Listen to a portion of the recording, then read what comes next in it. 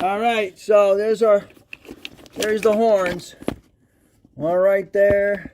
I lost video on this, but the reason for the video was I didn't have any horns and found that the contacts on the horns were corroded. All right, so your horns are right there. There's one right in front of my face here, and another one. There's one, the other one's down below it. You got the I use a T25 screws.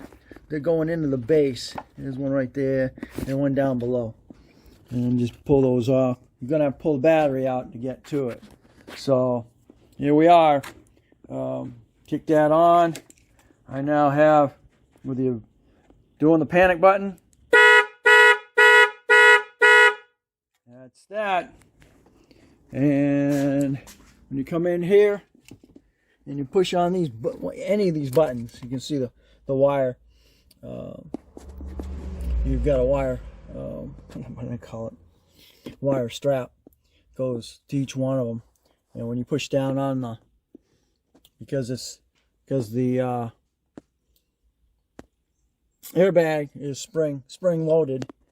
So 1, 2, and then three bolts.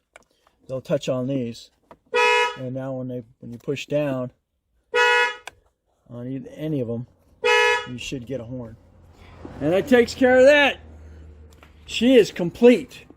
Now we just finish up putting that airbag and strap back, wrap around the steering column, and she is done.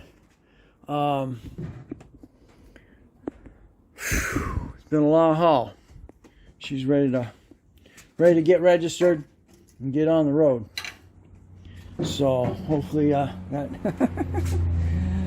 that. All right, thanks for watching. Don't forget to comment, subscribe, definitely share. Catch me on the next Dana Crosby's Garage. And this is Project Nitro.